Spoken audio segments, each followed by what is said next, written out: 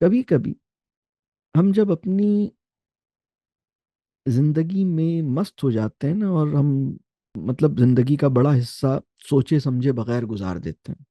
بہت کچھ جانتے ہوئے، نوئنگ بہت ہوتی ہے، انفارمیشن تو بہت ہے، آج کی دنیا میں ان پڑھ آدمی بھی ان انفارمڈ نہیں ہے، ٹھیک ہے نا؟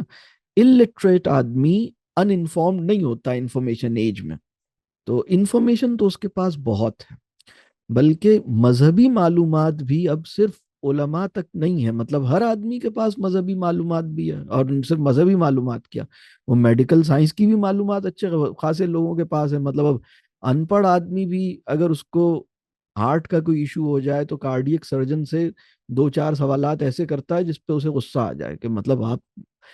یعنی کیونکہ اس نے کچھ نہ کچھ فوراً گوگل کر کے دیکھا ہوتا ہے کہ ہارٹ میں کیا ہے کیا نہیں ہے، وہ فوراً ایسا کوئی سوال کرے گا، تو انفارمیشن سے تو سب بھرے ہوئے ہیں، میں آپ سے یہ عرض کر رہا ہوں کہ انفارمیشن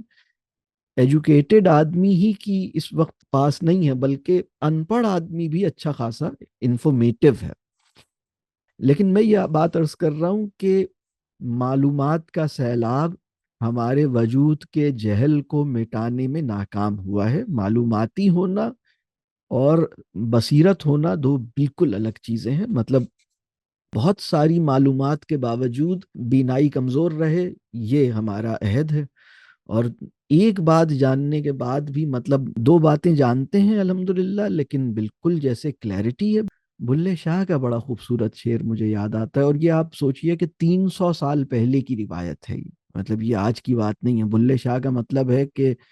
کم از کم 3 صدیاں پیچھے کی بات ہو رہی، اور وہ بہت خوبصورت شعر،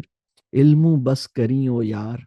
اکو الف تیرے درکار، یعنی معلومات کا جو سیلاب ہے نا، اتنی ساری چیزیں مجھے بتائے جا رہے ہو، مجھے اس کی ضرورت نہیں ہے، مجھے تو کوئی ایک بات اگر ٹھیک سے سمجھ آ گئی، مجھے تو اللہ کے نام کا جو الف ہے اگر اس کی سمجھ آ جائے تو وہ میرے لیے کافی ہے، میرا کام بن جائے گا۔ ایک عہد وہ تھا جہاں ہم کم جانتے تھے اور زیادہ سمجھتے تھے، اور تھوڑا سا جاننا بھی ہماری بینائی کو تیز کرنے کی وجہ بن جاتا تھا،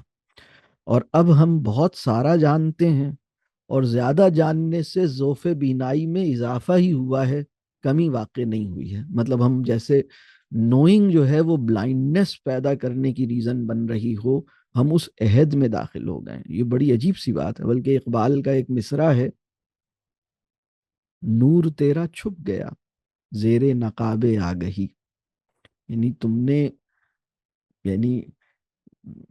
بلائنڈ فولڈڈ بائی انفارمیشن، اگر میں یہ کہوں نا، مطلب اس جگہ پر جا کے کھڑے ہو گئے،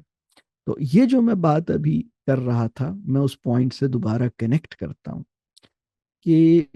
یہ جو، اگر کوئی بڑی آئیڈیالوجی یا کوئی بڑا تصور کبھی جاننے اور سمجھنے کا موقع ملے